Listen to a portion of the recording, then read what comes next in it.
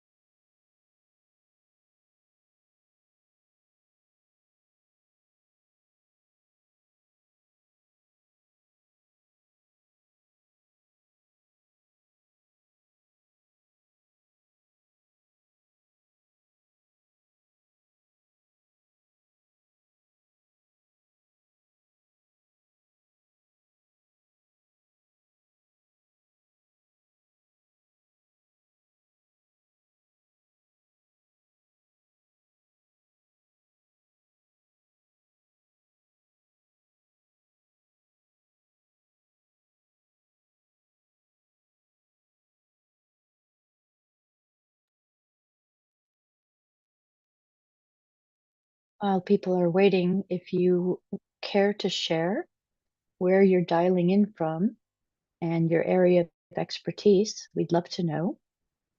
We always like to meet our participants in the audience. You can do that in the chat. Thanks.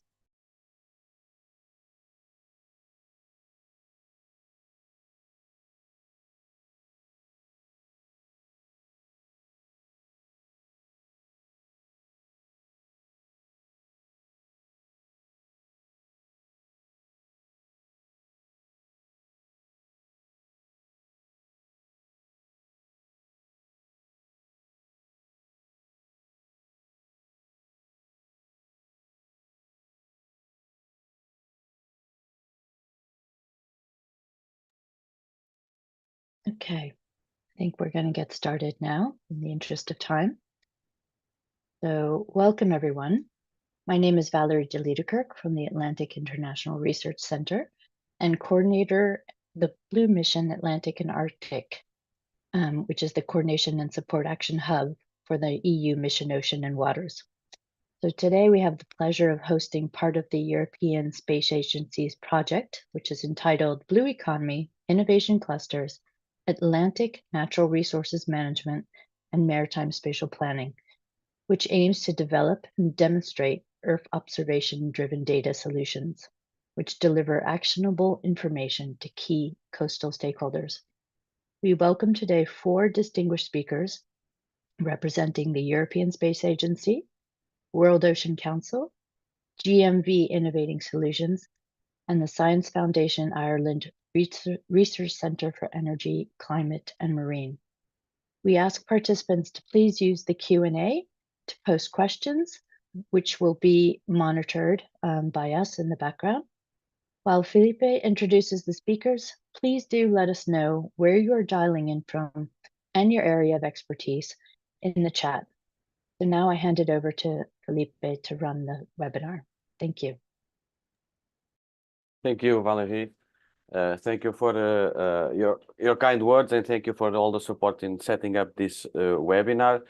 I'm Filipe Brandão. I work at GMV. Good morning, good afternoon, or good evening to everybody, depending when you are in the world. And without further ado, I will hand over to Dr. Stefano Ferretti for the first presentation of this webinar. Dr. Stefano Ferretti works in the Climate Action, Sustainability and Science Department of the Directorate of Earth Observation Programs at the European Space Agency, where he is in charge of various projects and represents the agency in various international contexts in the policy and strategy space applications and commercialization domains. As fellow of the European Space Policy Institute, he published with Springer 2 books, Space for Sustainable Development and Space Capacity Building in the 21st Century, while conducting space policy research, managing activities towards Unispace Plus 50 and addressing high-level policy aspects across several areas with the European Union. He has an interdisciplinary background in engineering, science and policy, holding a PhD from the University of Bologna, a master from the International Space University, and having completed executive programs in innovation, space policy and leadership at MIT, and George Washington University. Dear Stefano, the floor is yours. Thank you. Thank you very much, Filipe, for your kind introduction, and thank you to the Earth Center for hosting us today. We are really glad to be able here to present the work that we are doing in connecting space and the blue economy, in particular the Earth observation area of space. So this is a brief outline of my presentation. We delve to the blue economy and its nexus with Earth observation. Then we'll have a look at the programs that ESA has implemented since the last 5 years in the Atlantic Regional Initiative and the link with the blue economy. Moving towards the engagement with users and stakeholders in this context, including the dialogue with the European Commission, the DG Mare on Maritime Spatial Planning, the Memorandum of Understanding with the World Ocean Council, and last but not least, the activities that we are planning, also with a very nice roadmap prepared by the University College of Cork on innovation clusters that you will see also presented today. So Earth observation and the blue economy are closely linked. We are working also with our partner OECD on this topic. You see here that artificial intelligence and maritime transport are, let's say, the two technological pillars on which we are building this. In addition, there is a strong focus in line with the European Green Deal on renewable energy and the protection of natural resources. We have initiated in 2019 what was at the time called ESA Atlantic Regional Initiative with Earth observation, with the aim of embedding Earth observation capabilities within regional Earth science programs, regional environmental protection agreements, and sustainable development strategies. In the Atlantic region in particular, we connected innovative Earth observation research and development, application and service developments with the required underlying customized platforms and processing capabilities. We also augmented connectivity between Earth observation and conventional science, environmental protection, and natural resources management practices.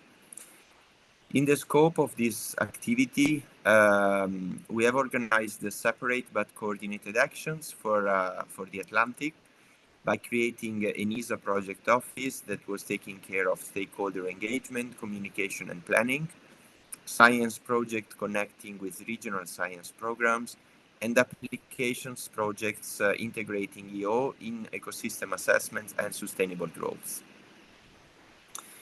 Here you see a summary of the main ESA activities with Earth observation industry. In particular, the first line on the top is the one that we developed together with the consortium led by GMV on blue economy. And the aim of this activity is to bridge EU policies, ESA programs, and Atlantic strategies to better anchor space uses to the needs of the territories and industries, fully exploiting the potential of Earth observation applications for better informed decision-making and innovation processes. We have also in this context engaged with an initial group of key stakeholders in the Atlantic region. We have done that in order to identify user needs, user priorities, and synergies among the many actors which are involved in sustainable socio-economic development of the region. As you see, following some consultations, we have also organized 5 major Atlantic users workshop. The first one in Southampton, the second one jointly with the WOC, with the World Ocean Council at the Sustainable Ocean Summit 2019 in Paris, where we had a dedicated session on transport. Another one with our Portuguese colleagues that are hosting today from the Air Center, that was both in the Azores at the premises of the Air Center and in Lisbon at the Estoril. And then we have also organized activities with our concurrent design facility at ESA to look into the possibilities of designing future payloads or even constellations that may serve the needs of the blue economy actors. And finally, we have participated and presented activities at the European Union Atlantic Stakeholder Platform conferences. This resulted in an initial ESA roadmap that was then consolidated, and it was used as the basis for the study conducted by the consortium that we will see presented today. We have also established a dialogue with DG Mare, which is in charge of maritime spatial planning for the European Union. And we have looked at the different policies that are linked to the blue economy, ranging from the European Union Green Deal to the United Nations Agenda 2030, from the European Union Urban Agenda to the transport policy, including the Maritime Strategy Framework Directive, the Maritime Spatial Planning, Integrated Coastal Management, Port Security Directive, and Marine Litter Regional Action Plan. At the same time, we have looked at the best practices of the use of Earth observation for sustainable development and smart management of natural resources, including water quality, river sediment, marine pollution, toxic waste, and land degradation, always in an open innovation and co-design approach. And finally, we have looked at the use of Earth observation within regional level activities, taking into consideration that this is still somehow limited due to various factors. So the challenges are that customized processing of EO data, fusion of diverse data sets and modeling capabilities needs is to be improved. And limited outreach of Earth observation capabilities to regional actors have been tackled by the ESA Project Office to overcome this challenge already. This is the consortium led by GMV, including also the National Oceanography Center and the University College of Cork, of which now also the World Ocean Council is part. And you see here the main services that will be presented by Filipe in the next presentation. With the World Ocean Council, ESA has signed a Memorandum of Understanding. We have jointly organized the sessions at the Sustainable Ocean Summit. And in the context of the Blue Economy contract, the WOC has prepared a dedicated report on maritime spatial planning data synergies. Finally, to conclude, ESA is still very strongly engaged in the blue economy domain. We are looking also at what we can do next. So innovation clusters is certainly a topic of major interest for all of us. We have started from the ESA EO Atlantic Regional Initiative, where we have identified and engaged the key stakeholders. We have utilized the ESA network of resources, providing cloud and processing capabilities. We have completed now 6 projects in the science and application domains, covering different geographical areas in the Atlantic, producing sound scientific publications, and demonstrating that market uptake of Earth observation in blue economy is possible. We have also engaged in sound outreach activities, including also social media conferences and workshops, and the publication of dedicated reports. The second aspect is that we have partnered with ARC, the Atlantic Consortium. As part of this, we have also signed an agreement with TMA Blue Tech in the United States, so covering the Atlantic from one side to another. We have also thought of developing dedicated activities with Blocan and the Air Center in their locations, in their islands, facilities in the middle of the Atlantic. To this end, we have organized the ESA Sustainable Island Workshop in 2021, several sessions at the Living Planet 2022, and we are already planning for the next ones in 2025 that will take place in Vienna, Austria. Finally, we have looked at strengthening links with our partners in order to demonstrate impact. And the plan is to build these future steps on the reports that will be officially now published. The first one with the World Ocean Council, the second one with the University College of Cork, that will be both presented today.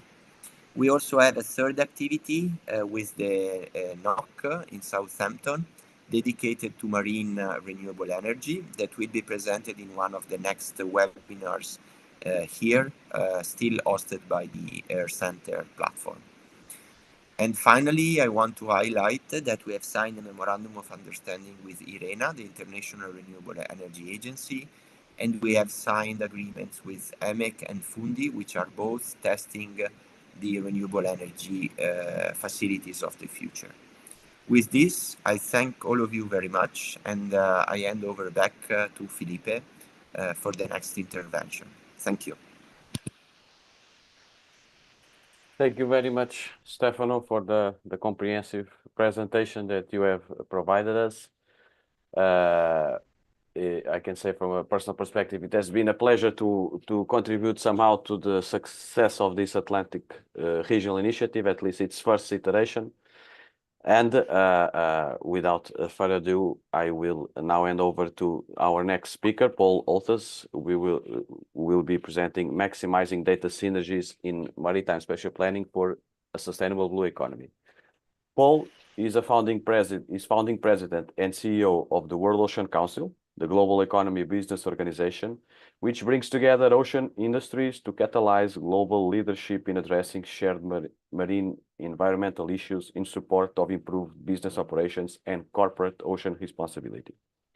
His experience ranges from working with the heads of global companies, industry associations, and UN agencies to working with fishers in small island villages. He has worked in over 30 countries, especially in Asia, the Pacific, Central America, and West Africa. Paul works with ocean industry leaders, investors, UN agencies, international NGOs, foundations, and scientists on ocean sustainable development. Paul is a graduate of the University of California and University of Hawaii, specializing in coastal marine resources and international business, and is an East-West Center alum and a Fulbright scholar.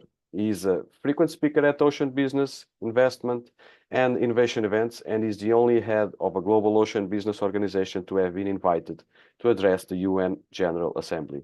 Paul, thank you for being with us today. I now hand over to you. Great. Thanks, Filipe. I hope everyone can hear me okay. Very happy and honored to be here and to have the MOU with ESA, and we've had this opportunity to work with GMV and undertake this report, which I would like to go ahead and present and give you an overview of the report. And let me get that on screen here. And really dive into this work that we undertook to look at the relationship between Earth observation data and marine spatial planning, and really focusing on opportunities, and so maximizing data synergies in marine spatial planning, or MSP, in relation to the sustainable blue economy. And so we've really focused on particularly these challenges of economic development and sustainability in the marine and maritime context. So transboundary level issues, ecosystem level issues, the kinds of information that's needed to develop a sustainable blue economy. And I think and hope most of you are familiar with what marine spatial planning is, the systematic and integrated strategies to manage human activities and resources in marine and coastal areas. And I think the sustainable blue economy is hopefully familiar to all of you, and so I don't want to dwell on that. In this report, we have really looked at MSP and data challenges, existing data needs and gaps, and in particular linking this to how MSP is being developed and implemented, especially in Europe, of course, and the challenges and opportunities for synergy, data synergy within the application and growth of marine spatial planning, and then especially looking at how the private sector is involved in that, and then really pulling this all together. And what we want to focus on here especially is the relationship of Earth observation data to MSP and the work of the MSP authorities in conjunction with the private sector in sustainable economic development in marine and coastal areas. So a lot of text in this presentation, which will, I'm assuming, be available for everyone. I just wanted to highlight some of the aspects of what we've covered in the report.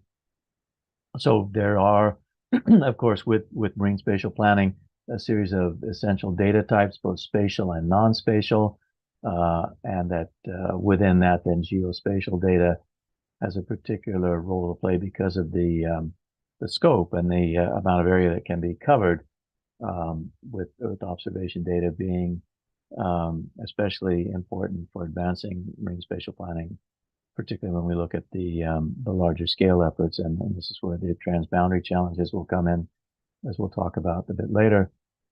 So using Earth observation and remote sensing to help move forward with cost and time effective marine spatial planning and address some of these challenges, such as the complexity of marine environments, and one of the key issues here that it's a three-dimensional, fluid, dynamic operating environment when we talk about the marine ecosystem, and the relative lack of data compared to, of course, terrestrial areas.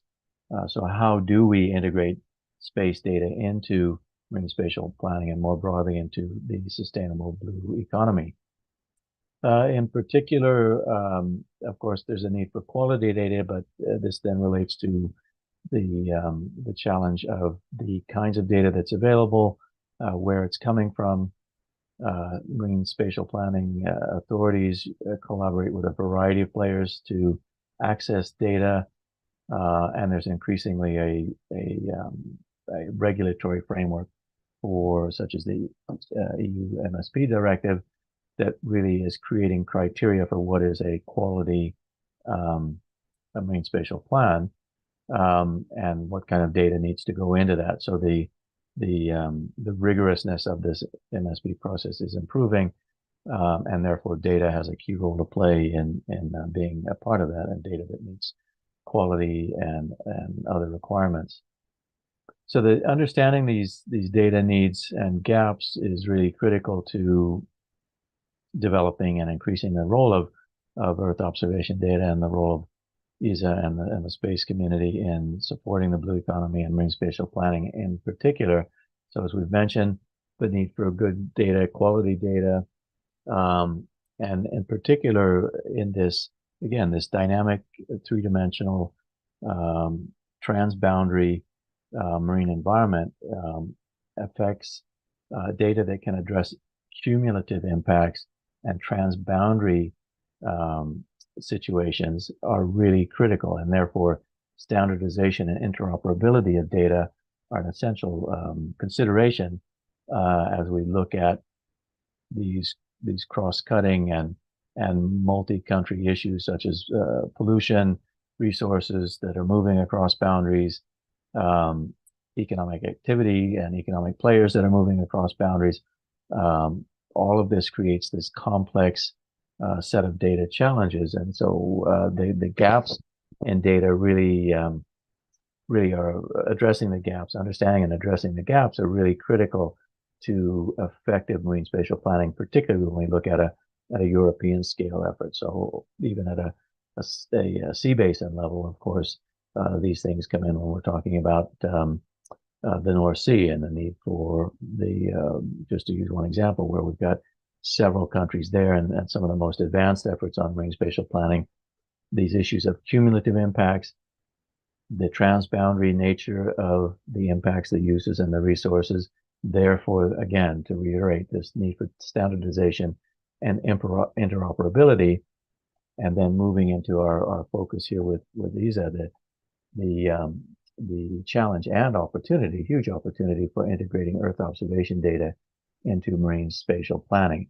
And all of this then is, of course, overlaying with, again, this dynamic, changing context, which includes new activities are coming in, and we've got the overall global change issue of climate change and ocean change that's creating a whole nother level and layer of dynamics to the situation. So understanding these gaps in relation to MSP, and that not all MSP areas, be it at a country level or a sea basin level, have dedicated data portals for a variety of reasons that you see listed there.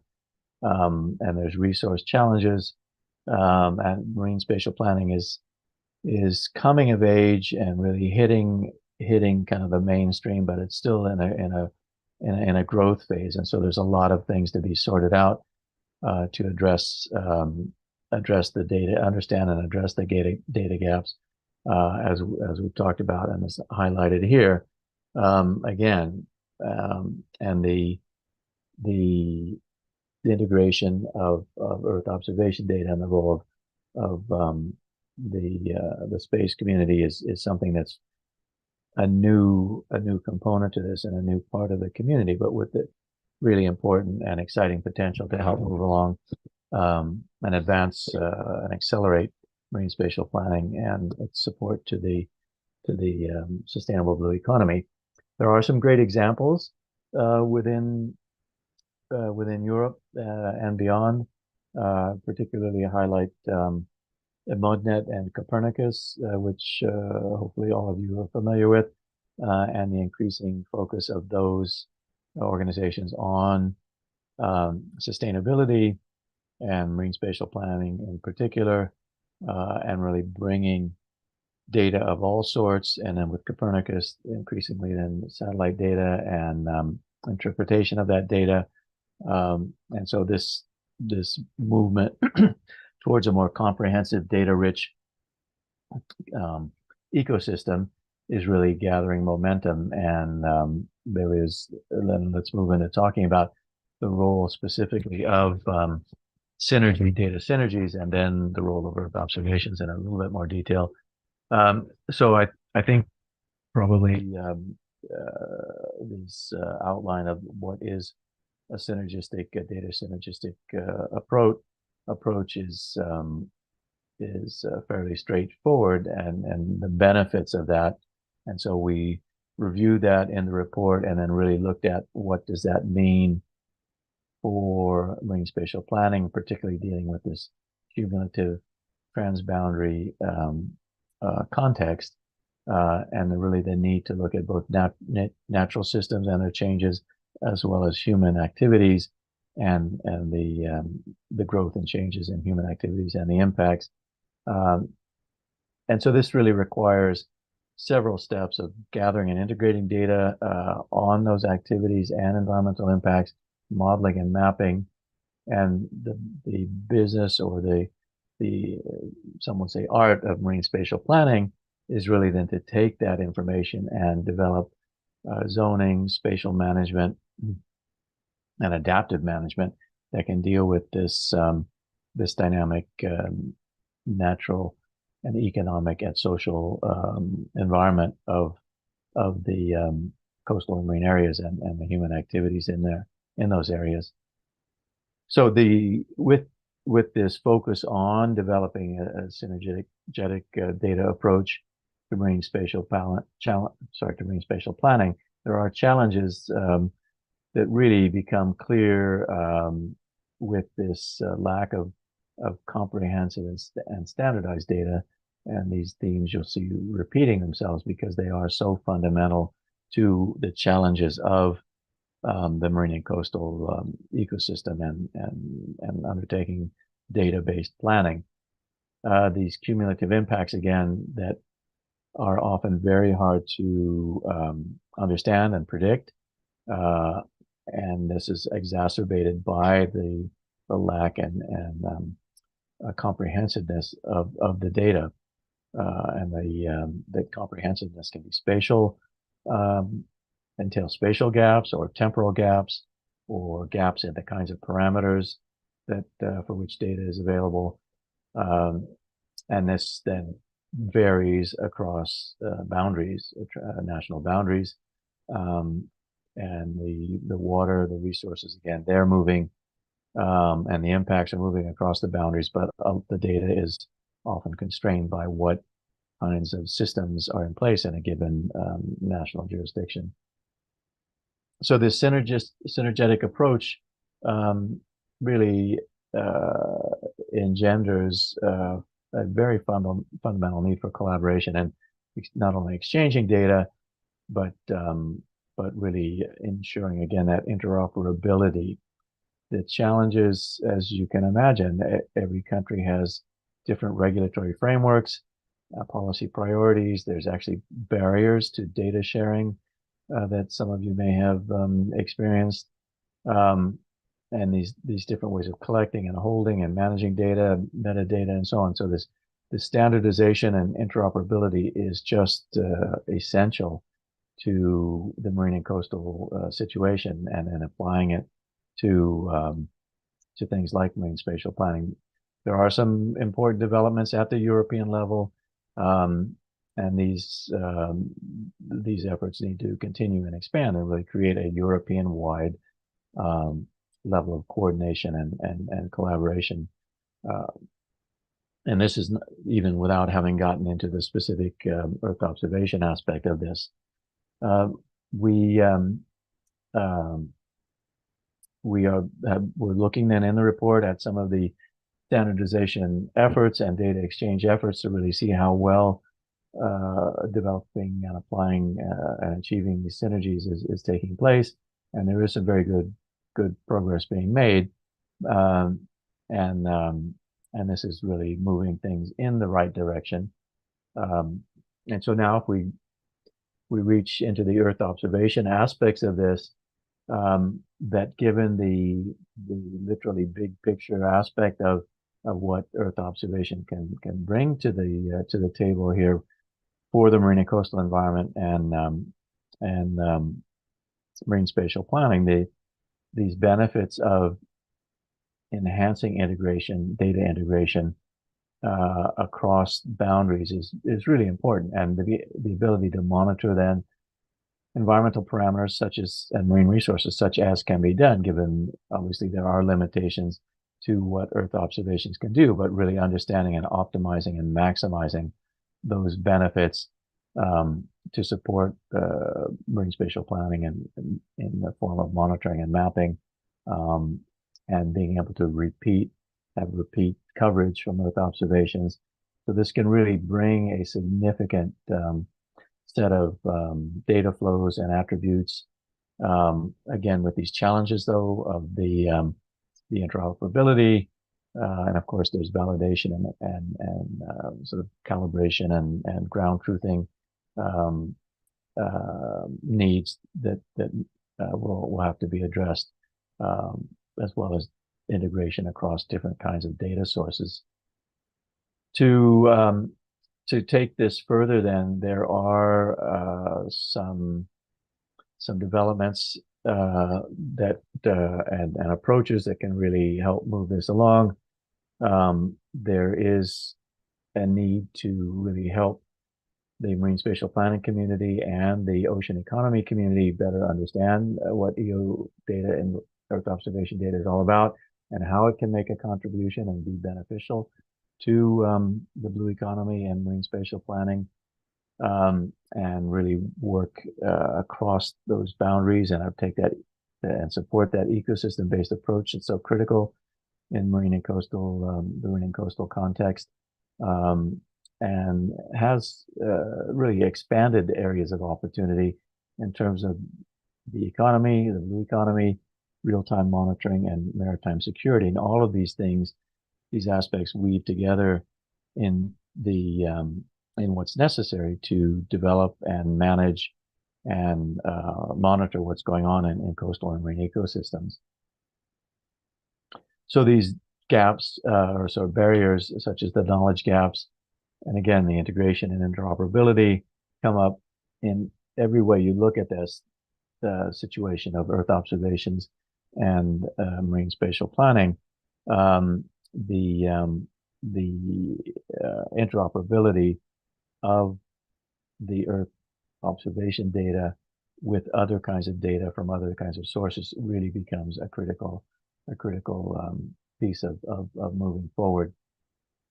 Some of the then opportunities, the flip side of the coin, then are to develop the to harness the role of the business community in developing tools and approaches and use the drivers for things like, and Stefano mentioned, for example, IRENA, the Renewable Energy Association. So renewable energy, fisheries, aquaculture, transport, all of these are critical economic activities in the coastal and marine ecosystem, and their needs, addressing their needs as really drivers for the opportunities to develop Earth observation responses and support and solutions.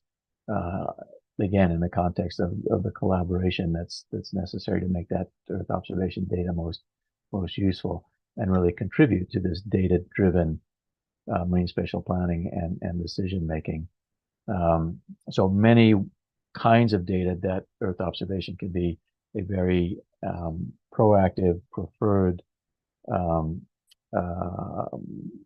data provider for to really identify those and bring those to the forefront. So to wrap this up, with the report and our look at all this across the landscape of marine spatial planning, data needs, synergetic opportunities and gaps and barriers, and the role of Earth observation. So at this time, really, space data is not something that marine spatial planning authorities are comfortable with or familiar with overall. And so however, the blue economy economic players, the industries, are more familiar in general, but not necessarily in the context of resource management or marine spatial planning. So the need for cooperation across all levels and then across the public to the private sector, clearly very important here, and especially to look at how we can incentivize commercial involvement in this, again, creating the need-driven, economic development-driven sort of priorities for developing and enhancing the role of Earth observation, and then linking that to the marine spatial planning authorities, so that they can see that value and opportunity, and especially if you've got the private sector as an enthusiastic supporter of the role of Earth observation, that really helps make the case with the authorities. So we really came to the point where a strategy, a structured way forward to link across the ocean industries in the context of the sustainable blue economy and the marine spatial planning authorities with the Earth observation community, and that we're here, the World Ocean Council and others, to help bring that together and foster that collaboration. It's part of core business for those of us that work, like the World Ocean Council, that work with the leadership companies across the various ocean industry sectors: shipping, fishing, aquaculture, energy, ports, tourism, etc.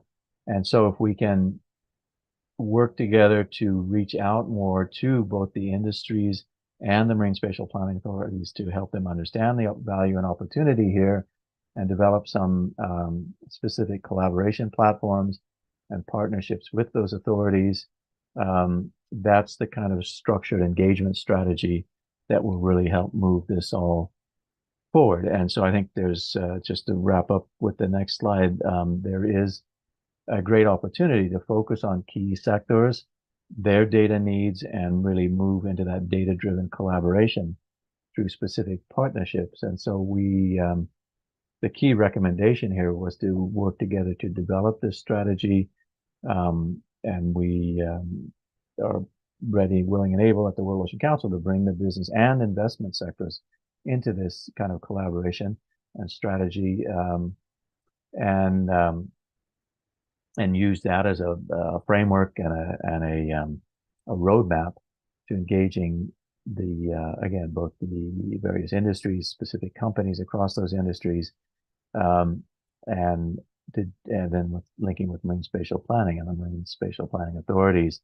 So key sectors, as I mentioned, that are critical to the European Blue Economy, the stakeholders undertaking the workshop and training activities, and developing then really the key thing is getting into pilot program efforts and the partnerships that can then drive those forward. So with that, I will stop, and the full report, I understand, will be available from ESA, and we're happy to help promote that and move that forward with all of the communities that would be involved in these kind of synergies around the blue economy, and involving Earth observation and the integration of ESA efforts with the economic development of the European waters and oceans. Thanks very much. Thank you, Paul. Allow me the opportunity to thank you and to thank your colleague Lisa for the efforts that you have put on the development of this report. You have provided us with invaluable inputs that I know Rory greatly appreciated, that also greatly contributed to his technology innovation clusters roadmap report. They will present after myself. I am the next speaker, and allow me to introduce myself. I'm Filipe Brandão. I am a biophysics engineer. I have a master's degree on geographic information systems, and now I have over 20 years of experience in spatial data technologies.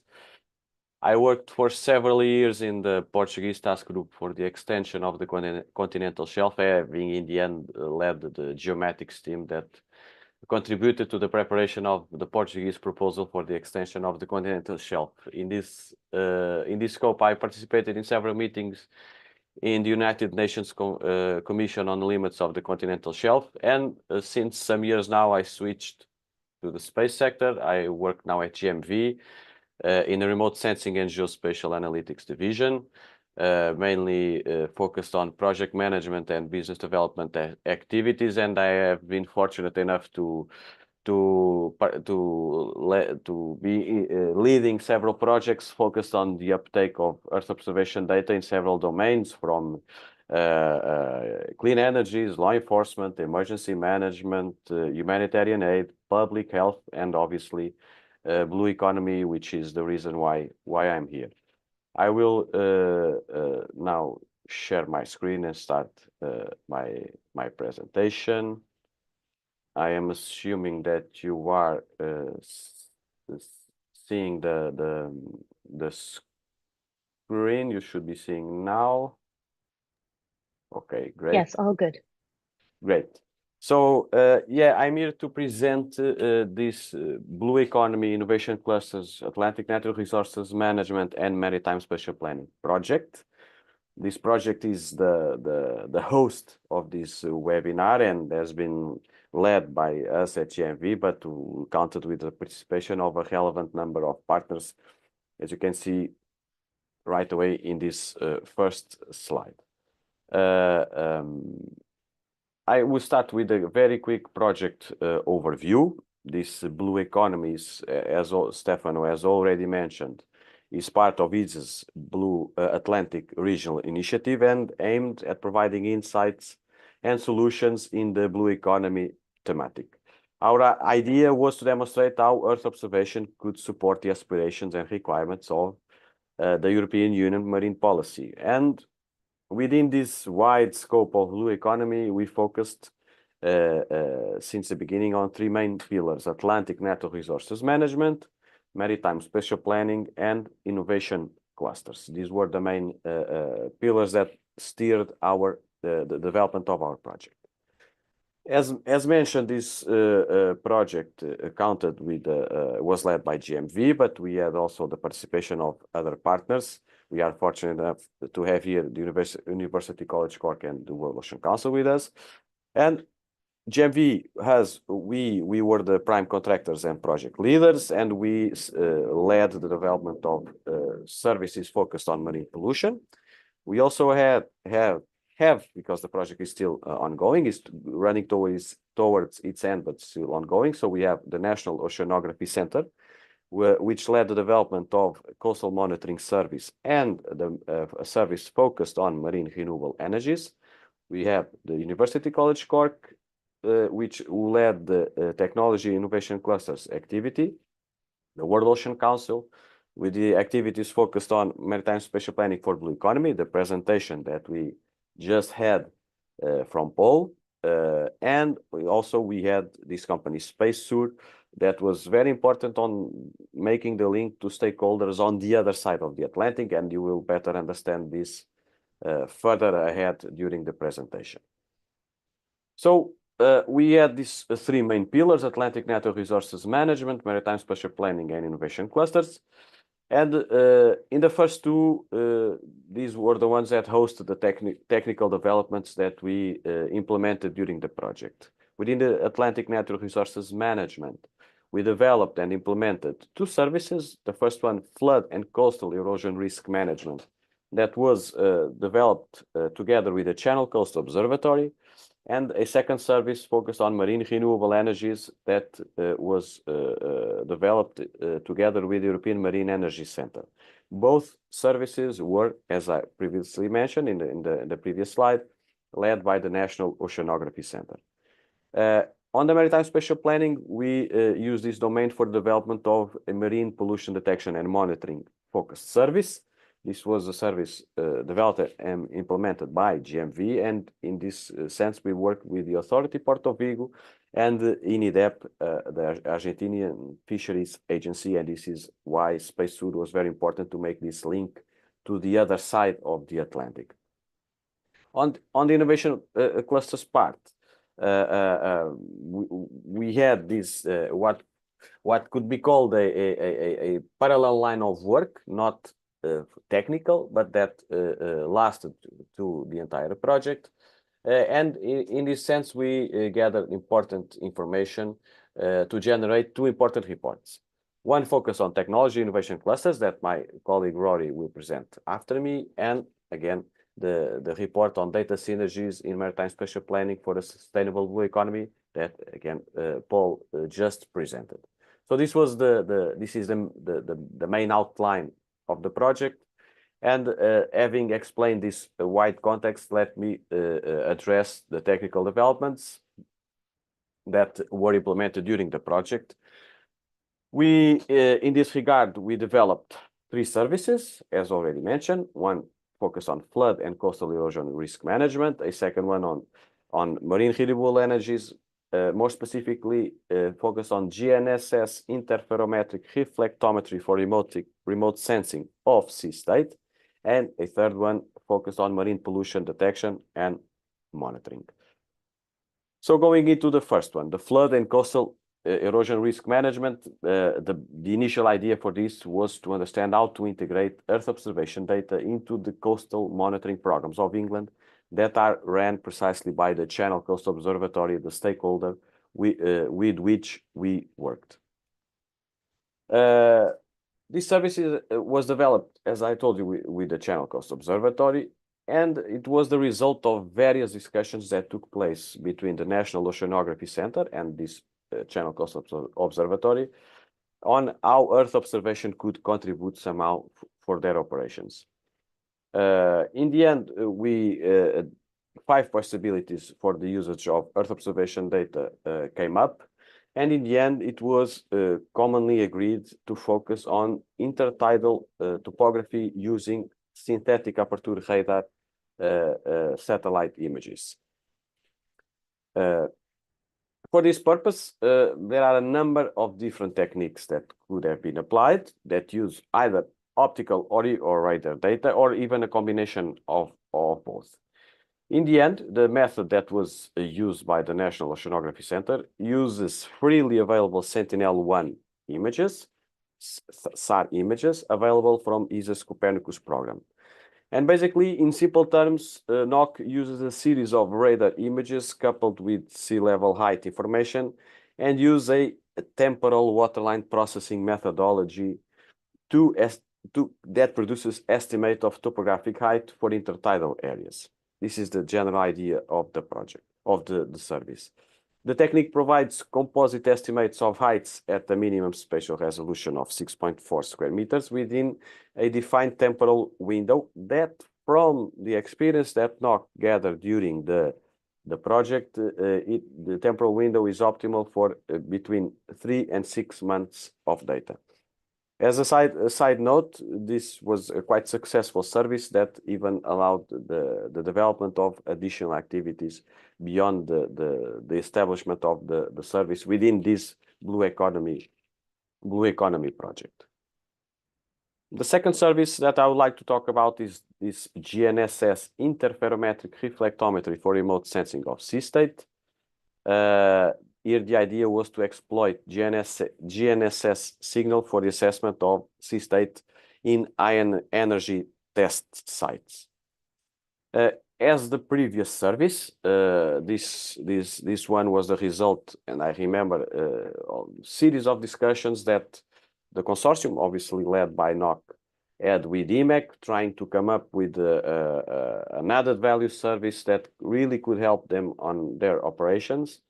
And as to provide further context, EMEC, European Marine Energy Center, runs a series of high energy test sites, meaning that in situ measuring techniques such as ADCPs suffer regular failures due to extremely powerful forces that these sites experience, meaning financial loss by being left without equipment. So what NOC and EMEC agreed was that low-cost GNSS IR, which is interferometric reflectometry, would be a very highly promising solution for remote sensing of sea state. And this is the service that has been developed and implemented by NOC for EMEC. So, and in simple terms, what is this GNSS IR? In brief, GNSS IR works for sea state assessment by using GNSS signals that travel both directly to a receiver or that can be reflected to the sea before reaching the receiver. This receiver, which is placed typically on the coast or on fixed structures, collects these direct and indirect signals, and by analyzing the interference patterns created between these two signals, scientists and technicians can determine the wave heights. The changes in these patterns reveal information about sea state, allowing for continuous monitoring of sea conditions. It's important to also mention that for the development of this service, NOC has also developed specific kits to allow full service deployment with all the required equipment. And these kits are now deployed at different sites, not only at EMEC, but also at the Ocean Research Center for Energy of Fundy in Canada. As additional information, and this is something that Stefano has already referred to during this presentation, we are planning for a dedicated webinar still in the scope of the Blue Economy project, but this one fully focused on marine renewable energies, where we will have our colleagues from the National Oceanography Center presenting all the work that has been put into development of this service. I leave the final slide regarding this service with this graph, which is represents wave heights measured in two different ways, using wave buoys, which is the line in the blue line, and wave heights measured with GNSS IR. And as you can see, there is a remarkable consistency between these two lines, confirming that, in fact, GNSS IR for sea state assessment is a very powerful tool that allows to overcome some of the limitations that these very high energy test sites phase. Finally, in terms of technical developments, we end up with marine pollution detection and monitoring services. These were services developed and implemented by GMV together with Porto Vigo and INIDEP, the Argentinian National Institute for Fisheries Investigation and Development. And here we focused on two main types of pollution, marine floating macroplastics and oil spills. And in the end, our idea was to provide stakeholders with insights for more adequate decision-making and also analyze dynamics to generate graphics of trend. And regarding the development of these services, allow me to start by referring to an experiment that we did precisely with INIDEP. This was a dedicated experiment that was agreed between the consortium and INIDEP. And basically what happened was that INIDEP, in the Argentinian region, obviously, built a dedicated plastic target made out of fish boxes and deployed it in their waters in a synchronous way with the Sentinel-2 observation scenario. Sentinel-2 were the optical images that we used for the detection of macroplastics. In the end, the target was correctly detected. This is the image that you see on the right. On the left, you see the target being deployed. And all this type of data is very important in this type of initiatives, not only because it allows the confirmation of the correct functioning of the service, meaning its ability to detect macroplastics, but also because it allows us to get confirmed ground truth data, which is something critical and it's essential for projects and services based on remotely sensed data, which is even harder to confirm in the marine environment. So this is these type of initiatives are of the highest importance. In this slide, you have a couple more images of the detection of plastics that we did during the project duration. One in Argentina, other in Vigo. These are just examples. We made other detections. And the idea here is also to highlight that in addition to the detections that you see here in the environment where the users had access to the data, we also provided them with additional information in the form of attributes. And this included the exact coordinates of the detection, the date and time where detection was made, the fraction of pixels covered in plastic, the type of plastics, and our service is able to distinguish between PET and LDPE or other, if the detection does not fit into any of these categories, and also a detection confidence level. And in terms of the marine pollution services, I end up with what I would say was the most relevant finding that we did along the service provision stage. Here focused on oil spills and working with SAR images, not optical images. And this was a big spill that we detected in the Vigo area in the summer of 2021. We obviously, as soon as this detection was made, we passed this information to the authority Porto Vigo for them to try to investigate what could have been the cause for this quite relevant spill. You can see in the bottom the boat that probably originated this part.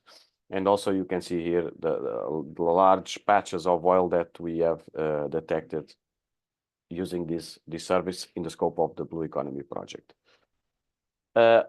After this overview of the technical services, I would also like to very quickly highlight the activities that have been developed focused on leveraging data for future road mapping, because although not directly related to actual technical developments, which is the part that is dearest to GMV, we are a space company. This work is crucial for identifying the path forward in using data, both EO and non-EO, to advance the blue economy sector. We have already had the privilege to listen to the presentation on the work done by the World Ocean Council on leveraging of maritime spatial planning aligned data for a sustainable blue economy. This is the report that the World Ocean Council produced and that Paul presented. And after I conclude my slides, we will continue with the presentation of the work done by the University College Cork in the scope of this blue economy project. Obviously, I won't go into detail on the work done in this regard, because we have here my dear colleague Rory from the University College Cork that will provide you with a comprehensive overview of all this work that has been done along all the project duration. I was lucky enough to follow his work, and I'm sure this will be a very interesting presentation. And I conclude my slides with a quick reference to the ESA network of resources. This is something that Stefano already mentioned during this presentation, but I just wanted to make sure and highlight that first, what is the ESA network resources? An initiative aimed at providing users with easy access to a broad array of resources and services related to Earth observation, including cloud computing services for data processing, visualization, and interpretation. And what this, we were lucky enough during the project to have a sponsorship, a voucher from the ESA that allowed us the implementation of our services. I say our services, GMV services, the marine pollution services, fully implemented online, meaning that we did an offline development in terms of investigation of the service chain, and afterwards we move this service chain to a fully online environment within this network of resources. Onda was the provider that we selected. And four important aspects that I would like to highlight in our experience: the full support of ESA network of resources team, the fast online processing that we were able to obtain using this network of resources. This allowed us to have the services running 24/7, and the data provision mechanisms that we used were fully functional, meaning easy access to the outputs by the users. So just wanted to highlight this aspect, and with this I conclude my presentation. And now I will hand over to Rory for him to proceed with our webinar.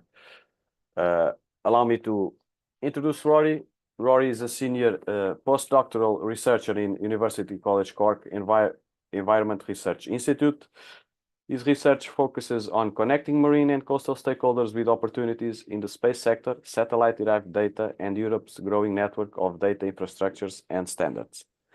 Rory is an ecologist at heart, with a doctorate that looked at the structure of ocean surface heterogeneity over space and time for the North Atlantic. Through projects such as the Horizon 2020, DOORS, the European Space Agency-funded Blue Economy, and the EU Interreg-funded Cat Marine project, he engages with a wide range of institutional, business, and social stakeholders, connecting them to problem solvers and solutions in Europe's technology sectors such as space and IT. He recognizes the challenges experts and communities face in embracing new technologies and approaches, delivering change-focused policy roadmaps to connect people with technology solutions they can shape and use, and equip them with the skills, training, and connections to fully harness them. Rory, thank you for being here. Nice to have you. Please, the floor is yours.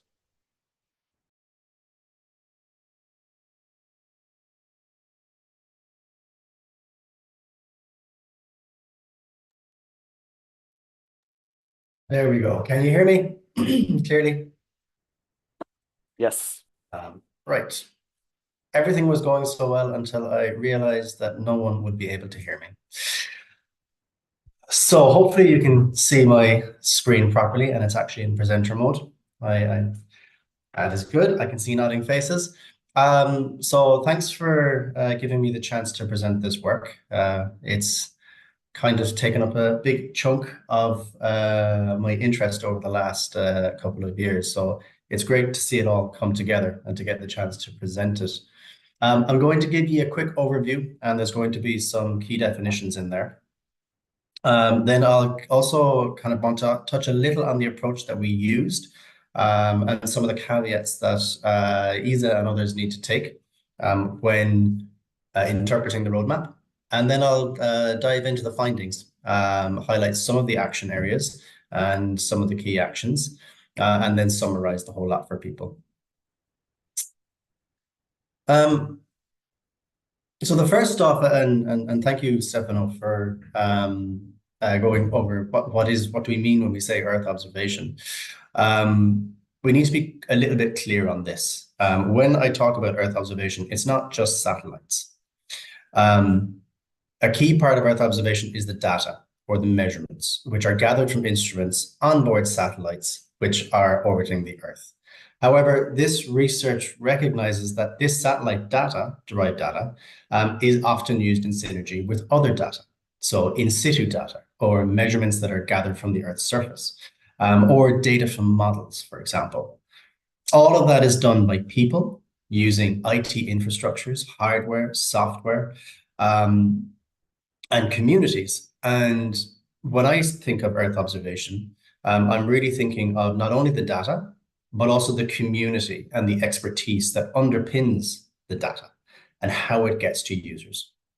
So many ocean, atmospheric and land characteristics can be measured and monitored using Earth observation data. They can be monitored from orbit and analyzed using a higher level analysis or synergy approaches. But my question was to sit there and go, well, what gets in the way of maritime stakeholders asking what if and why not? What if we did this? Why can we not do that? What gets in the way of them exploring those possibilities? A key definition here is the word blue economy. Now, I came across about 5 different definitions, 5 different ways people were saying the same thing, blue economy. It's a relatively new term in use.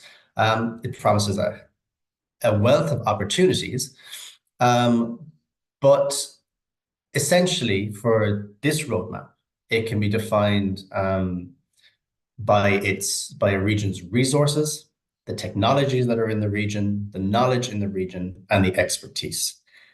A region's blue economy is context dependent. It's very specific to a region. You don't have, you would say the Atlantic blue economy or Ireland's blue economy.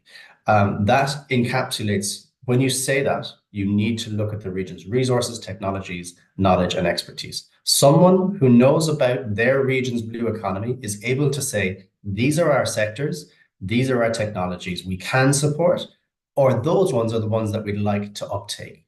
And they're able to tell you a little of their capacity to uptake. And then we have innovation clusters. Now, this word is used all over the place. Various versions of what it is. It's kind of a buzzword. So we had to nail it down. And our stakeholders actually told us to nail it down for this one. So here we're talking about the triple helix, possibly with the quadruple helix, which is a partnership between industry, government, and academia. The fourth part is that they're embedded in a wider community, and that wider community is an essential aspect. Technology innovation clusters, like blue economies, are geographically confined, so they're regionally context, and they're sector focused. A technology innovation cluster will say, we do work in this, and this sector, not everything maritime. They're typically policy-led, so they're very top-down. A state or a group of kind of high-level stakeholders come together and say, we want an innovation cluster to work here, and then in order to foster regional development. Their main role is connecting people. A huge amount of effort goes into stakeholder engagement. Using it, they create and nurture innovative technology development, dot joining, where people can have good ideas, create a company, and then grow that company. And all of this supports their region's economic development. So like blue economies, each technology innovation cluster is context dependent and unique. And because of this context dependency and uniqueness, for large organizations such as ESA, this is very difficult to connect to because they have a more global view and they're trying to connect to all of these little things that are running around rapidly. So this research stream really just asked, how can the European Space Agency work with technology innovation clusters to better support blue economies with Earth observation data and data synergies? So it seems like such a nice, simple question, and it turned into a mass of an absolute mess, which was quite interesting to tackle. How did we tackle it? We went first off and talked to people. At the heart of our approach were our stakeholders. Here we essentially wanted to gather their perspectives. I'm just going to move this out of the way because I actually can't see the figure. There we go.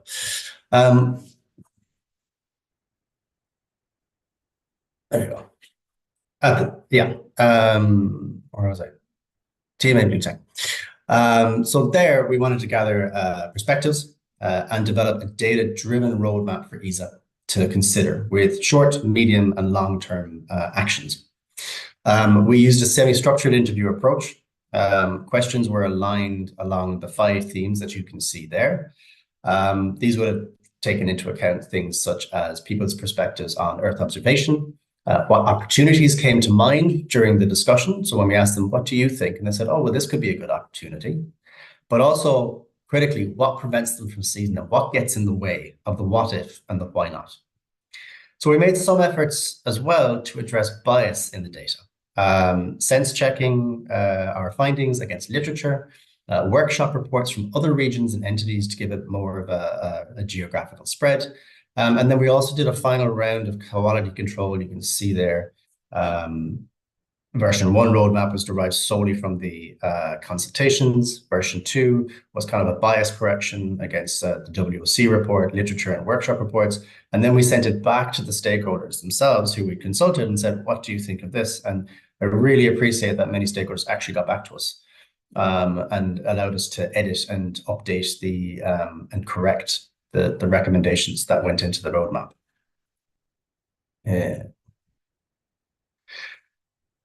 In terms of the stakeholders, well, there was quite I think it was 22 different stakeholder groups, about 30 people we chatted to across a wide range. These range from consultancies to intergovernmental organizations to informal networks, formal networks, cluster representatives, space agency representatives from the Atlantic and from further afield. Most of the stakeholder groups were based in Europe, some more international, such as some in the United States, Argentina, etc. When we actually looked at sector, we tried to make a concerted effort to engage more with the maritime sector. This was a maritime sector recommendation, but we needed to talk to the space sector, and we talked to those people who are currently working with maritime, and they had some really nice insights to give. In terms of where you can see this is an Atlantic roadmap. So we did talk a lot to the Atlantic, but there were perspectives in other basins, which were really important. And I want to thank TMA Blue Tech for taking the time to chat to us and give us their take on innovation clusters. And they had some really, really nice insights on the difference in approaches between Europe and the United States, which was quite insightful. But all of these stakeholders bring their own biases, their own perspectives, and we can't talk to everyone. So it is very important to recognize that when you're interpreting these actions, that these are perspectives from 22 stakeholder groups, which is about 30 stakeholders. We tried as much as possible to ensure that the conversations were structured. The deep dives, however, so where we kind of went down and asked them, well, what do they think? These could be more organic in nature. There are no perspectives that we could see in the data from Central America, the Caribbean, or the polar regions. And we had to fall back on workshop reports and literature to gather the African perspective, because Africa has such a huge influence on the Atlantic basin. I have to acknowledge that the perspectives are weighted towards researchers, large institutions, international organizations, and innovation clusters. There were some businesses in there, but the others have a stronger influence in the data. And from my own side, many of the discussions and literature, they were all in English, which meant that I didn't really connect with or bring in information which could be in other languages. So Spanish, French, many of the local languages across the Atlantic coastline, and that just needs to be acknowledged. So in terms of findings, well, let's hit the numbers first. I have learned never to underestimate the volume of information you can get from a single stakeholder interview. From the 22 groups, we gathered over 600 data points, so discrete points of information. And we supplemented these with another 500 from the literature. So I was dealing with massive spreadsheets, trying to make sure that the information was traceable. From this data, over 260 recommendations have been delivered to ESA on a range of different topics. Not only the miscellaneous, not only the innovation clusters, but also perspectives on how to improve engagement with Argentina, the OSPAR, and also some recommendations on the ARI initiative itself.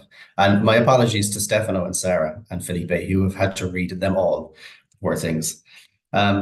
For this talk, I really want to look at the 84 recommendations specific to how ESA can engage with innovation clusters to improve Earth observation and maritime synergies.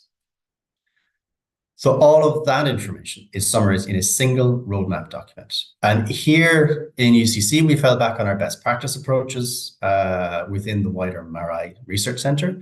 We structured the information and ensured that different parts could be used to inform different key audiences in the innovation ecosystem. So governance, businesses, people, the funding bodies. So for example, with the innovation clusters segment itself, there are policy briefs for ESA to use when engaging with member state representatives. This is the one that I'm presenting today. There are also action areas for decision makers to consider and give no-go, no-go decisions, and they're very clear action statements. You can see them there on the bottom right. But then each action area contains a menu of recommendations for ESA staff, call writers to consider and kind of pick and choose what best fits the situation, and then implement the key action. What's really important is that these are all traceable, trackable, and transparent while maintaining the confidentiality of the stakeholders. And I really want to thank the stakeholders for trusting us here. The conversations were open, they were frank, they were honest, and it was actually a very, very good experience. So what can ESA do? Well, when we're looking at opportunities, what hit me was the amount of opportunities that stakeholders were identifying. This word cloud captures, I think it is about 40% of the words that were mentioned, of the opportunities that were represented. That's as many as I could squeeze in, and it already looks like quite a jumble. Some of the key areas, well, stakeholders are interested in resource prospecting, surveillance of the oceans and coasts, monitoring of oceans and coasts. What's key here is that Earth observation provides an ability, a transboundary perspective. You have an image, it does not care about national boundaries. So that allows us to start using Earth observation data as the basis for ecosystem-based approaches and ecosystem-based management. There was very interesting perspectives on kind of like, well, how is the coast different versus the ocean? How does the coast influence the ocean? How does the ocean influence the coast? All of these things are an opportunity area to explore. There was many kind of requests for information on sediments, erosion, turbidity, habitats. One area which really grew over the course of the consultations was opportunities in ocean renewable energy expansion. As Europe changed tack and really kind of started looking at ocean renewable energy, it started showing up a lot more in the data. And it is now a key opportunity area for space technology. Information for planning, people basically want to be able to monitor the area, but also predict how infrastructure being brought in could affect the area. And there was also a lot of interest in climate change adaptation. People are really trying to find information so they can adapt better and kind of change their coastal communities and how they're structured. A very interesting perspective which came across was the idea of speed. And that is that, and it was summarized by one of the stakeholders who said, bureaucracies do not move at the speed of entrepreneurs. If you think of groups like ESA, they have long-term perspectives. They change quite slowly because it's a huge organization to change. So I always think of them as very large tanker ships. And they're trying to engage with the blue economy sector that is dynamic, it is exciting, it's fast-paced, it changes rapidly in line with user needs. So there's like speedboats zipping all around. And this large organization is trying to connect to them while they don't stop. This is just a sketch I was playing with while trying to understand where innovation clusters fit into the ESA Blue Economy story. Innovation clusters can have a massive impact despite their relatively small size. So here they're the tugboats. They help large entities such as ESA and others navigate to and then connect with these bustling and dynamic blue economies. And how do they do this? Well, clusters fall back on their core skills in education, facilitation, consultation. They connect people, they provide guidance on regional aspects, and they help us to prioritize actions and align them with regional priorities. Their ability to connect, facilitate, and engage cannot be underestimated. As one stakeholder put it, you never know what the needs are until you begin the dialogue. And innovation clusters can be key to starting those dialogues and managing them. So on the one side, you have the space sector surrounding entities such as the European Space Agency. These have vibrant new technologies, long-term perspectives that bring stability, and they are also a potential novel source of funding for the marine sector. Innovation clusters can connect this to blue economies and the opportunities therein. They can help to identify new needs, new markets, new opportunities. Critically, they can rapidly identify regional priorities, conveying this information to which ESA can respond. So the Innovation Clusters Roadmap recommends 8 main action areas, ranging from a simple exercise of noting the realities of the maritime economy through to how to connect to innovation clusters and streamline those connections. Through to kind of, how would I say it, what activities could be undertaken together and who else we can involve. Now, there are over 80 recommendations, and I think you'll be relieved that I am not going to go through each one, but I am going to touch on some of the core action areas and give some small examples of the recommendations within that, that ESA can now consider. So let's look at action area 2. It was clear here that innovation clusters are diverse and dynamic, and this can make it difficult for agencies such as ESA to define where the connection is and define how they maintain that connection as the cluster develops over time, as new companies come into the cluster. So here, defining the role that ESA need clusters to step into is critical. It needs to be very clear to innovation clusters what ESA expects, and that clarity needs to be maintained. Goals can't shift. One role suggested here is that innovation clusters have a role as consultation partners, working with ESA and ESA projects in marine user consultation meetings to capitalize on those clusters' core expertise. And not only is it advisable to provide clear guidance on the road to clusters, it's critical that key European clusters are engaged with this. Europe has invested a lot in clusters over the last decade or so.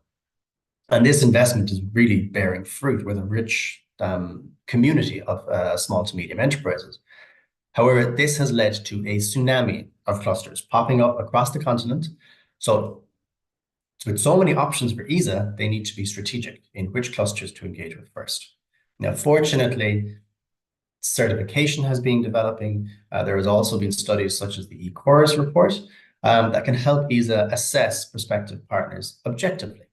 And the challenge then is for ESA to connect and enable these connecting clusters to quickly implement activities within the scope of a clearly defined role. And there are a number of actions in this area which ESA can just choose from. What is evident from across the consultation is that stakeholders recommend that ESA use innovation clusters as a bridge to Atlantic stakeholders. This could help streamline engagement, so saving money, streamline consultations, streamline the information flow from the marine community to and from ESA. An initial activity here that could be suggested would be to help clusters understand how ESA works and how to work with ESA by funding a dedicated ESA Blue Economy focus activity led by an Atlantic innovation cluster. Not only would this establish capacity in the cluster community to apply to ESA, give them awareness of ESA's procedures, administrative approaches, and how they approach projects and funding, it also gives them the kind of experience and knowledge to disseminate this onwards to the companies they engage with. So they can say, this is how you deal with an ESA project. Oh, it's not that bad. I can help you do that. And then you have more companies applying to ESA funding. When it comes to funding itself, sustainability of clusters is a key concern. ESA can help here by diversifying a cluster's funding range of funding sources. This enables them to maintain their independence, which is really important, diversify kind of beyond the feast or famine world of European and industry funding streams. It stabilizes their cash flows, provides surety to their and long-term stability to their members, and also to their partners, so people who are looking to work with the clusters. And here, we need to fall back on innovation clusters' core roles and competencies. They are the connectors, so provide them with a long-term role in connecting and place in connecting for ESA. And here's just one such funding idea: creating a funding call that requires applicants to consult the latest issue of a prioritization recommendation by key Atlantic clusters. ESA provides the funding. They know that trusted entities are saying these are their priorities. And this would enable ESA to connect and respond to fast-moving and highly dynamic blue economies, because the applicants are responding to a latest document that ESA don't have to deal with. They just know that these clusters are making the good recommendations. Action Area 7 actually also takes up this theme of innovation clusters being a key point in the information flows between blue economies and the European Space Agency. Here, for example, it recommends ESA uses innovation clusters to advise on events to present it. So marine events, improving maritime awareness of what ESA do and how it can help, exposing them to space and Earth observation possibilities. It also recommends that an engagement mechanism is more formally established, so ESA can regularly ask those key innovation clusters for advice and guidance, improve their situational awareness of the blue economy arena, and better enable ESA to connect its space sector to the blue economy. As always, when you talk about new technologies, training was a very strong theme. The idea here, though, was quite interesting, is that innovation clusters could be the partners with ESA to help build awareness and train folks in Earth observation data, its potential, and build capacity to uptake it. This recognizes that some blue economies are currently not in a position to take up Earth observation technology. This would be a mechanism to address that. Where a blue economy or a local a regional innovation cluster could say, look, we don't have companies that can take up your data. Okay, maybe we can work with you to just familiarize you with the data, familiarize you with the opportunities, and get some regional capacity in place. And that's a really exciting opportunity for ESA here. And while we have heard from the World Ocean Council previously, and I just want to thank Paul and the team for the document that they made, because that that was then integrated into ours, so it allowed us to kind of like get that improve that industry perspective. But while we have heard from the Ocean Council, there is also a second external factor for ESA to consider, and this is GeoBlue Planet. This global network is actively driving regional capacity building, demonstrations of use. It connects people with multiple space agencies and multiple groups of marine and ocean remote sensing expertise, developing use cases in particularly the Atlantic. And it could be a really useful partner to help bring users together with an innovation cluster and help familiarize them with Earth observation potential. So that's just kind of a brief overview of the action areas. But overall, 84 recommendations are made on how ESA could fund key enabling activities, found ESA cluster partnerships, and enable maritime space education, streamlining engagement with the maritime sector. One thing that was very interesting was the advice that ESA should also prepare in advance for when the push of state-space technology into the maritime sector becomes a pull. This will be the point when maritime stakeholders actively seek out space sector solutions. And the space sector is not prepared for this. It's a communications challenge for the ESA to prepare for. It requires mechanisms and key contacts to be in place, like even a website, which explains maritime opportunities for Earth observation in non-space techie speak. Innovation clusters can be a critical part of this preparation. They speak the language of the maritime sector, so why not use them to tell us what to do? So in summary, there is now a roadmap and a menu of action options for ESA on how to improve Earth observation uptake, using innovation clusters in the Atlantic region. The roadmap is designed to facilitate engagement with a range of actors, policymakers, decision takers, decision implementers. It is a menu of actions, and it is also coupled with 3 other roadmaps: the Atlantic Regional Initiative Roadmap recommendations, the Argentinian Engagement Roadmap recommendations, and OSPAR recommendations, and also part of, I think it's like 160 miscellaneous actions. So there's lots of stuff there for ESA to digest. What I presented today is the innovation clusters element. So I hope that it's been somewhat coherent, as I've had a lot of data to present. If you have any questions, I'm happy to take them. And I'd just like to thank Stefano and Filipe for the opportunity to present this consolidated body of work. So thank you very much.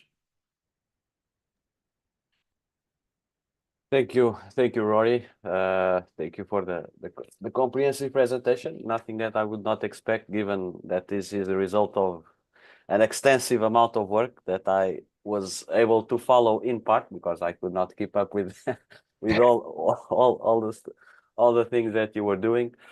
Thank you for the presentation. We are now in the Q&A session. Stefano, I don't know if you would like to just make a quick wrap up, or should we proceed immediately to the Q&As? Please let me know how you'd like to proceed.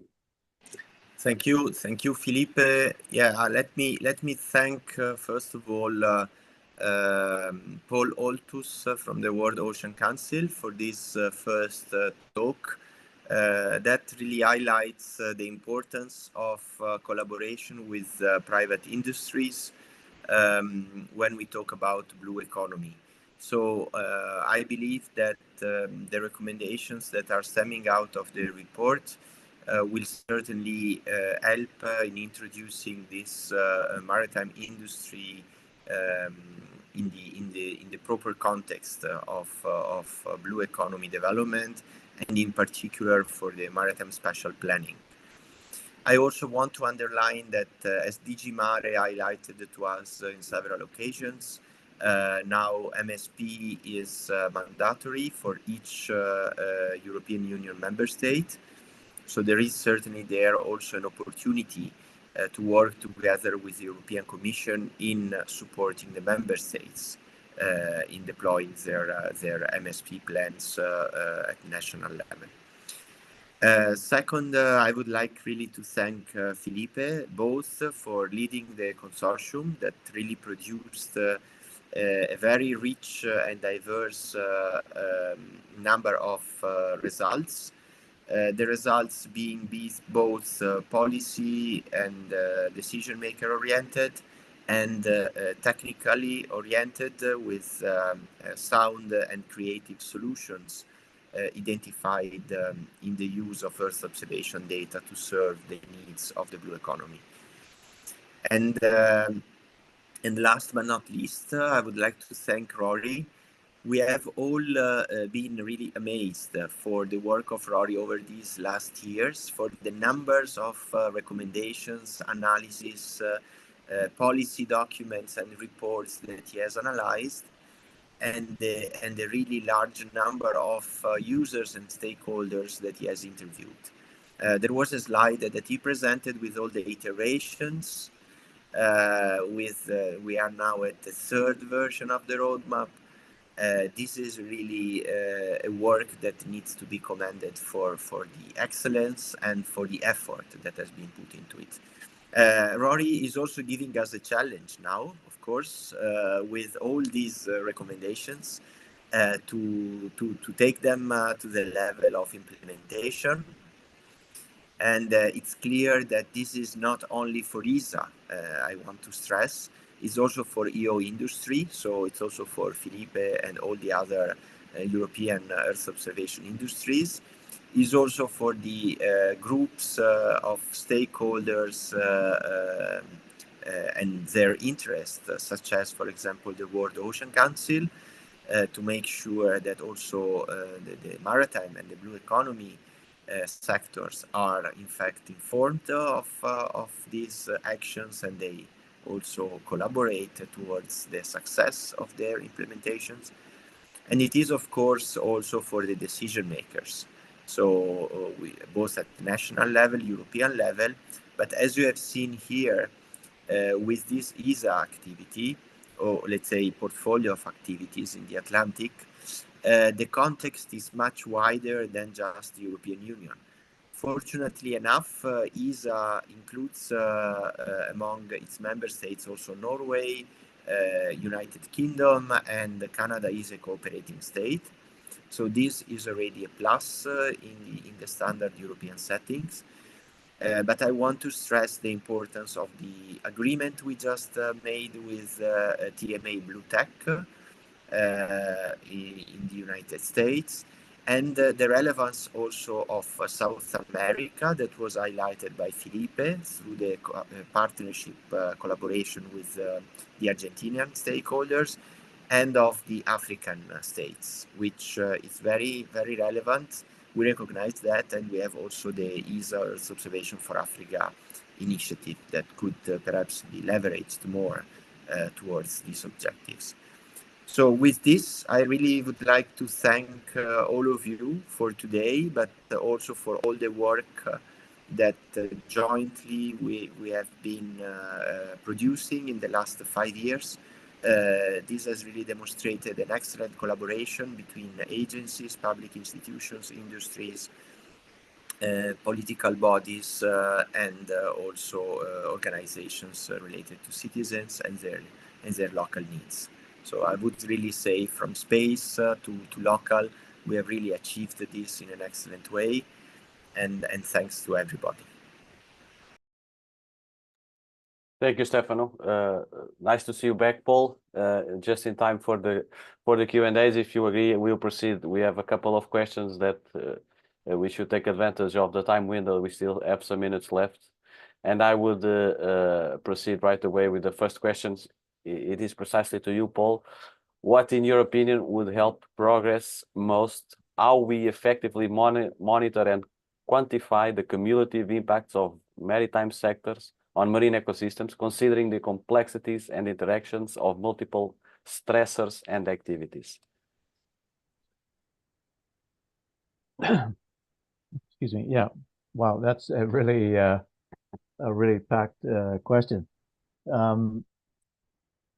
I think with the complexity of just the natural systems for coastal marine ecosystems, and then you add in the complexity of the changing economic activities, and as I mentioned, the overlaying and climate change and variability introduced at a global scale, planetary scale.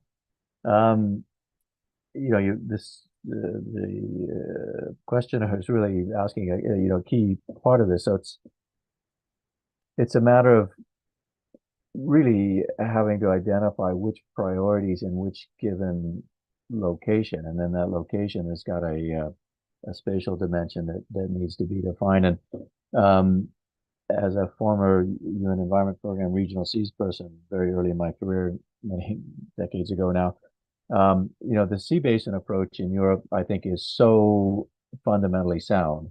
That is the natural, functional, operational, both natural and economic, functional kind of scale at which to work on things. So establishing priorities from amongst the kinds of impacts and effects of human activity at that sea basin scale across the national governments, the jurisdictions involved in that particular basin, then can need to drive, and I talked about sort of needs-driven, sort of economic activity and industry sector-driven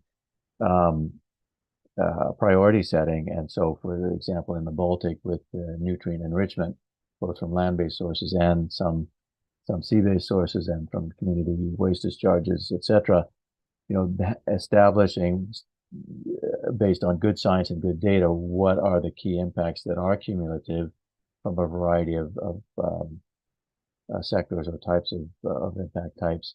Then that drives the data that needed to document and monitor that impact. So, really data-driven at a basin level, and then looking to link this to our context of ESA and Earth observation. Then, what is it within the portfolio of data that's possible from space-based Earth observations that can help elaborate and monitor that particular cumulative impact. And I think the example you gave, Filipe, with sea level heights and changes in relation to coastal flooding, for example, if that's a particular priority, then focus on that. So I hope that helps respond to that question. Yeah, thanks. Allow me just a quick reflection also on the same question. I think this also stresses the importance of working with stakeholders, like we were fortunate enough to work with OSPAR on the definition of marine protected areas, and then how can we merge all the different interests from the different actors in the best possible way. Rory and Stefano, I don't know if you want to add anything to this question. Otherwise, we move on to the next one. Yeah, the next one is I don't know who it was directed to specifically, but basically it was what will be the role of AI and within the Earth observation and within this blue economy topic. I will hand over to you, Stefan, also for your view, but allow me just provide a very quick view on my side. I think AI is already here decisively. In the Blue Economy project, we talked about coastal monitoring, pollution monitoring, marine renewable energies, but we could also talk about IUU fishing. We could talk about navigation and transport, autonomous navigation and transport. We could talk about a series of other topics that are now being highly leveraged by AI, complex algorithms. So it's here. I think it's obviously here to stay and to be more and more used. Here, obviously, this links with other topics, like, for instance, the ESA network of resources to allow the industry, and I'm talking from the industry perspective, for the industry to have the means and the processing power to leverage all the data, all the information, which is often not easy. So this connects lots of dots. So, but yeah, for those who could not be aware, AI is decisively already within Earth observation industry, and in Earth observation industry applied to the blue economy and to the marine environment. Yeah, let me jump in as well, Filipe, on this. Thanks. Well, what we can say is, first of all, at the moment we have the six traditional planned missions of Copernicus. We have now additionally other 6 missions, so we are going to have 12 missions. We are talking about petabytes of data that is being produced. So only advanced AI systems can process all this data, can make it at use for any sector. Now, when we look at specifically at the blue economy sector, we have also a very diversified pool of data sets that are coming in. If I think of fishing, is not only the traditional fishing sector, it's also innovative aquaculture, particularly sustainable aquaculture, that needs very precise and accurate data in order to ensure sustainability and quality of the food. If I think of maritime transport, the challenges related also to security and energy efficiency of transport, really require an integration of both Earth observation data from the vessels, and here I'm giving a hint to Paul that may also talk about the Vessel of Opportunity initiative that they have. So all these data needs to be integrated, needs to be fused, and possibly needs to provide a simple, rapid, clear information to the end user. So only advanced AI systems can really tackle this. Last point, which is very close, I think, to our European arts, in particular with the Green Deal policies, is renewable energy. So we know that in order to achieve the objectives of the COP and also of the Green Deal, we really need to increase the share of energy produced in a sustainable way with renewable sources. So marine energy is, I would say, the sector that still needs to be explored. We have done good work on offshore wind and also floating offshore wind within the Atlantic Regional Initiative. I think it's really time to focus on the marine renewable energy. We have done good work here already in these pilot phases with the NOC, EMEC, Fundi, under the umbrella of the GMV consortium. But I think that is an area to be explored, and I think that AI can play a key role, because we have seen that it's not only one source of data, and it's not only the siting that is important, it's also the operations, the maintenance, is the entire cycle, and it is the integration with the smart grid of energy for the various countries. And that can only be achieved with advanced intelligent systems. Maybe I hand over to Paul. I want to hear what he thinks about the Vessel of Opportunity and the role of AI in maritime transport. Thanks, Filipe. Great, thanks, Stefano. So we, the complexity of gathering data around for 71% of the planet's surface, and then covering a three-dimensional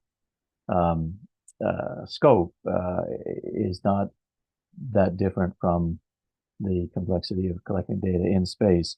And so to then apply space collection of data, Earth observations, has tremendous potential, as we all here focused on, but there still are limits, and certainly the penetration into the water column is one of those, but also just the coverage and the need to calibrate and ground truth. And so of course, there's a lot of ocean observation going on from governments and the research and scientific community, but that still has its limits. So on one hand, we've got Earth observation as the greatest potential to expand our coverage of ocean areas in terms of data acquisition. The second greatest potential is by harnessing the role of the private sector, by utilizing what's commonly called ships of opportunity. And so that not only includes ships, of which there are 100,000 roughly merchant ships, but if you think to the other sectors as well, there are 3 to 4 million fishing boats. There are tens of thousands of fixed platforms for aquaculture, offshore energy, and other human activities. There are 1.2 million kilometers of submarine cable. All of that infrastructure provides the potential to host or deploy instruments that can gather data. And so we have, at the World Ocean Council, the only comprehensive, in the sense of global, multi-sectoral, multi-parameter focused or scoped program to engage all of those industries in hosting or deploying instruments that can gather data, but also serve to calibrate and ground truth Earth observation data, so that we're increasing the efficiency. As for that last or near last slide that Filipe showed, being able to compare the in situ observation with the observation data, that's what allows us to then expand the confidence in the Earth observation data. So thank you for bringing that up, Stefano, because I think it's an incredibly important part of expanding the partnership between the ocean industries and the space community and space industry community for the common good and for economic development. Thank you, Paul. Filipe, please allow me to ask a question to Rory on the use of AI I mean, we have seen from Rory a very large number of recommendations, of even proposal for actions. We have seen that he has engaged with a very large number of policy stakeholders and users, and we have seen the iterations that he went through over 5 years. Now we need to implement all that, and I would say we have a static picture, no, of that. Can AI help us in creating an AI-based system that is able to deliver a dynamic version of that huge Excel system that he has created, both in getting new dynamic recommendations in a continuous cycle with the policy stakeholders, but is also helping us and industry in implementing these recommendations. What do you see, Rory, in this context as the role of AI in interpreting and delivering recommendations to us? I would have loved for an AI to have helped me. Yeah, that would have been great.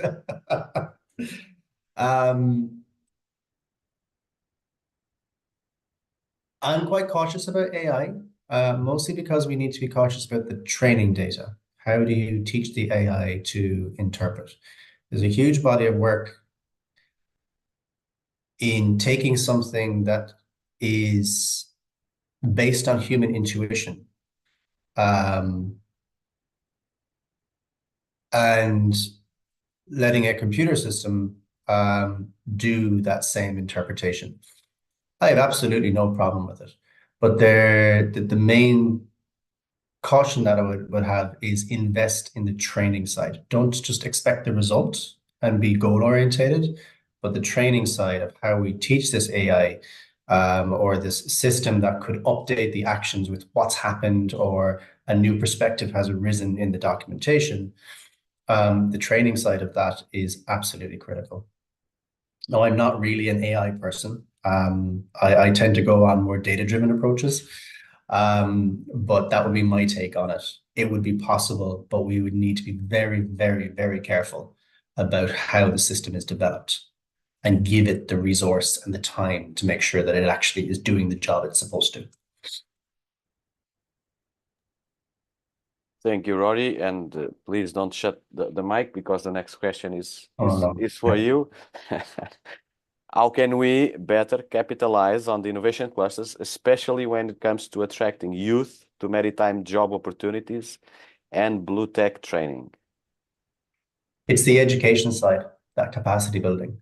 So one fantastic initiative that I came across was in Portugal. It's the Blue Schools Initiative, where innovation clusters have been kind of helping out. That kind of activity would be or fostering or supporting those kind of activities in terms of engagement would be critical here. The ESA already connects with youth. I can't remember the department. It's not ESTEC, but they do have a dedicated outreach and education program, connecting them to innovation clusters and maybe the ESA BICS as well, because they have that career focused idea. That would be the tough point, because that's different ESA departments, different ESA programs. Trying to bring them together and then connecting them to a maritime innovation hub would be the main thing that would be needed there. Thank you. Allow me just a quick curiosity. The Blue School initiative was precisely born in the Portuguese task group for the extension of the continental shelf while I was working there, so I know it very well. It's a success. It's something that continues, and it's really critical.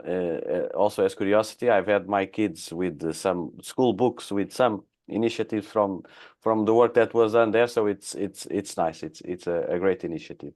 Yeah, they're a model to follow. Yeah, across Europe, how to engage with youth. The various ways in which you connect with different ages. What they've found and what they've developed is best practice all around.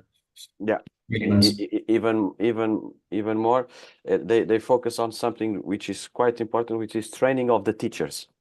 Yeah, they really put a lot of effort on training teachers so that teachers can pass the correct messages and gain also insights. So they are engaging not only the youth but also their own teachers. So it's quite nice. Yeah. And what's important is that they do it in a way that doesn't make the teachers' lives harder. They don't add extra to the teacher. They help them do their job more effectively, and they just provide them with the content to teach a core skill, but using marine information. It's brilliant. It is indeed. I still have one question. We still have 5 minutes, and Stefano, this is a question from the industry perspective. We are in the end of this. I think I can call it the first iteration of the ESA Atlantic Regional Initiative, where these 3 contracts you had already replied partially to the question I had planned, but how do we? I am assuming ESA will provide further data. There are obviously some roadblocks in terms of data that we as Earth observation industry can use.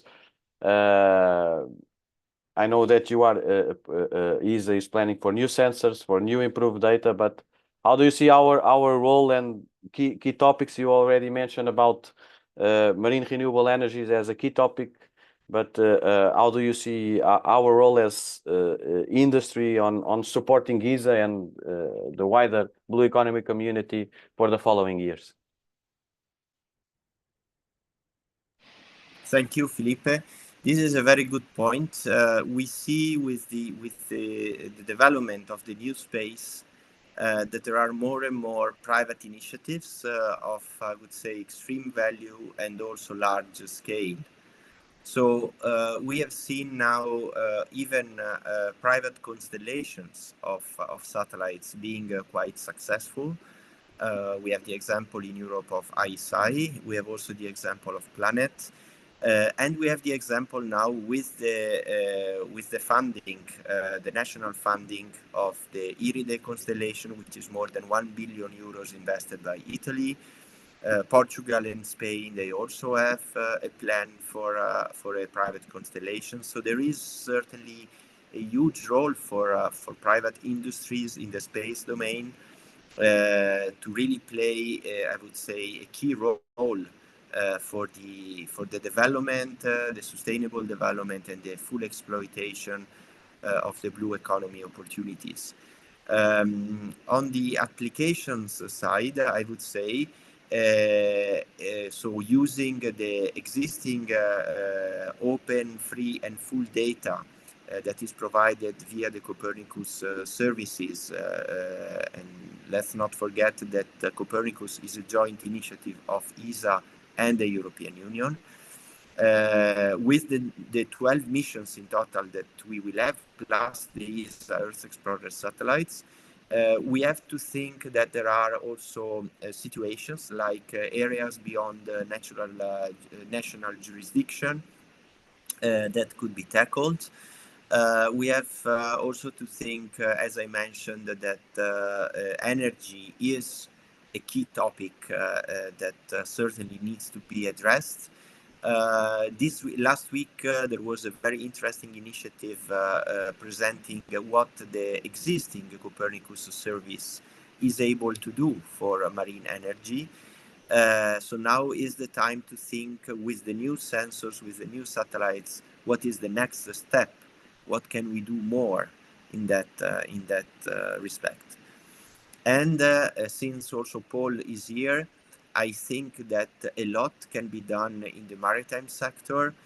If I think transport and autonomous shipping, this is certainly an area where there is a huge potential for expansion. And I take the occasion to hand over to Paul on this topic. I think Earth observation can be one of the element, but autonomous shipping is much more than just space and just Earth observation. Paul, please, the floor is yours. Thank you. And the autonomous shipping is one of the big changes coming to maritime transport, which is such a fundamental part of the global economy.